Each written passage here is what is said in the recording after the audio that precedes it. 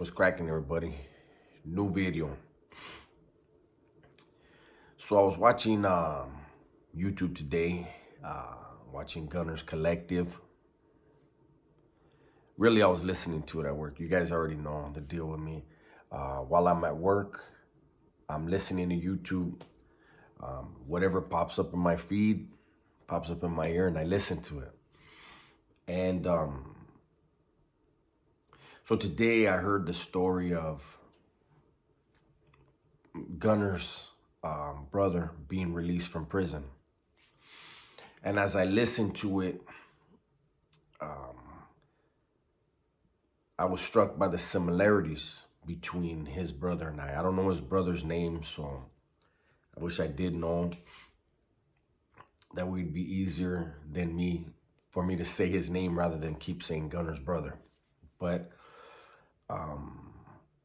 those of you that know my story, maybe you saw the parallels. Those of you that don't know my story, here we go. So as I listened to Gunner talk about his brother, obviously he's a lot younger than me, but it's a trip how he went to prison when he was 19. And I guess he took a deal for over 20 years. I fell on my murder case when I was 19. I actually offered the DA, through my attorney, we offered the DA, hey, because they were offering me a so-called deal of 20 to life. And I was like, you crazy as fuck. I'm going to take a deal for 20 to 2 for life, period. I don't care. The number in front of it doesn't matter. So through my attorney, we offered a deal for 30 years. And it was rejected. Thankfully, I'm glad they rejected it, because had they not rejected it, I would still be in prison right now because of all the stuff I had gotten involved in there. It would have maxed me out, whereas the only reason why I got out, well, not the only reason, but what opened the door for me was SB 261, Senate Bill 261. Changed some stuff to where they had to evaluate me differently, right? Because of my age at the time of the commission of my crime. But anyways, so Gunner said that his brother was 19 when he went in, and he did, I think he said 22 years, right? I was 19 when I went in, and I did 24, a little over 24 years. I was released around the time of a holiday, which was the 4th of July. His brother is being released during probably the biggest holidays of the year, right? Christmas and then New Year.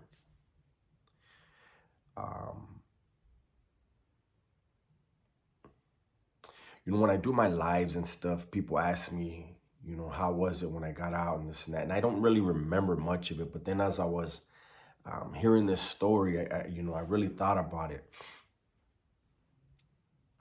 And I don't know, again, not only do I not know Gunner's brother's name, I don't know him as a person.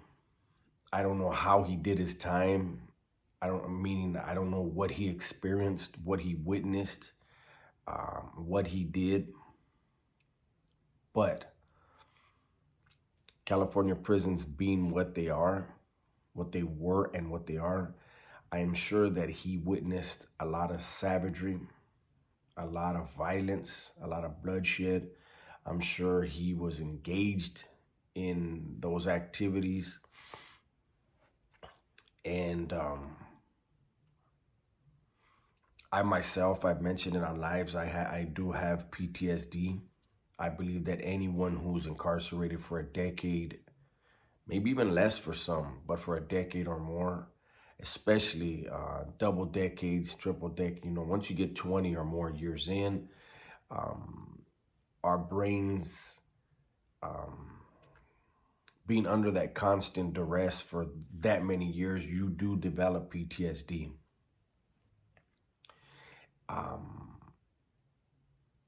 For myself, I noticed that, my girl, to this day, my girl and I, we've been together for almost 2 years now. And it still frightens her when I do have my episodes with my PTSD. And it's usually like if something bothers me through the day, at some point of the day, because I'm no longer a violent person. I no longer act out on my, if somebody, pisses me off about something, I don't act out on it. Because I understand the bigger picture, but apparently it does something in my head where at night, usually if something pisses me off during the day, at night, at some point, I will jump up out of bed thinking, it's go time. And every time that happens, and my girl immediately wakes up, baby, okay? And I always, it's so stupid. I always say the same thing. Yeah, babe, I just need to get up and get some water. But I'm actually in combat mode. There have been times where,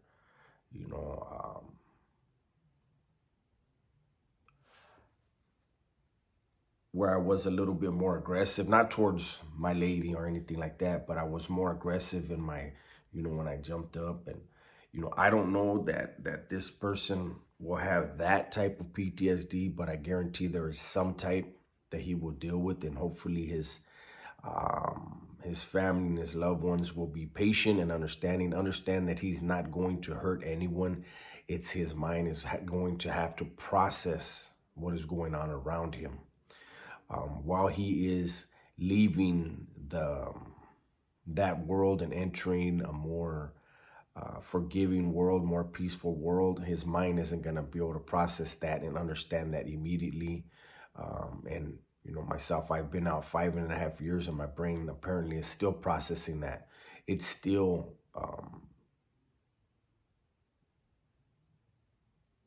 holds on to some of the old stuff that it used to get me to survive prison and the violent lifestyle that I formerly lived. I do know that hopefully Gunner's brother will have people around him that understand. I mean, it's really hard, I don't know. I mean, this video, maybe it's not gonna, I don't know. I just, it's such a different thing, man, serving that much time. And it's always better when you have someone around you that understands that type of time. There's a bond between people. It's similar to those who have been in the military and,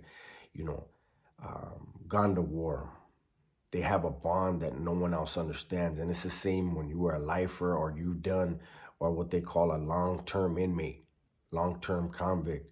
When you've done 20 years or more, you've seen some stuff, that only a select number of people can understand. I know he's gonna,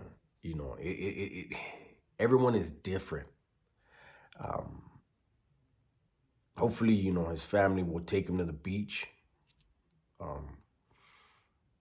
take him to sushi, take him to all the things he's never done, because he doesn't know what he likes out here yet.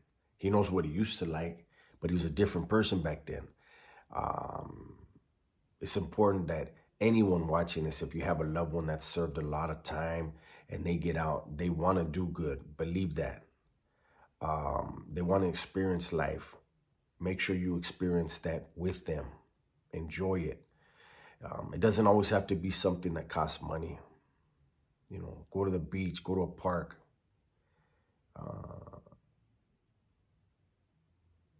Just do things to engage them and really trip out on, like,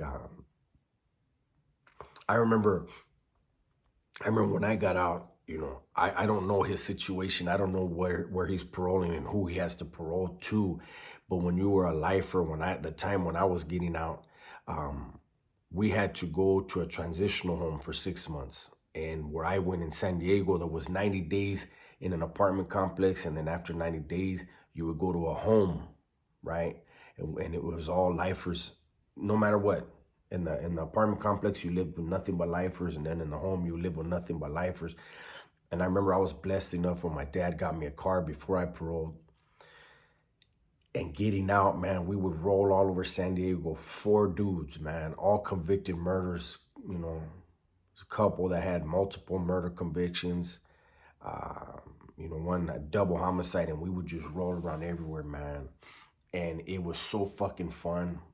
And it was fun to experience that together, to trip out on everything together, to learn life together. And again, hopefully Gunner's brother will have somebody around him that will be able to enjoy the experience with him.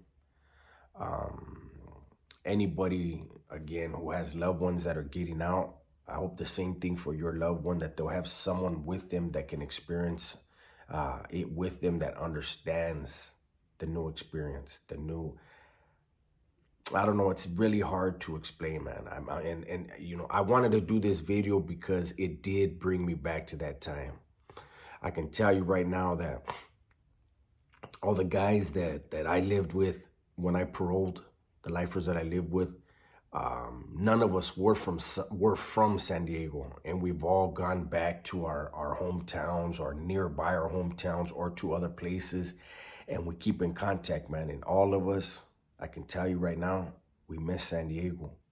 We miss being around each other, because life is as hard as it is for those of you who have been out here your whole lives.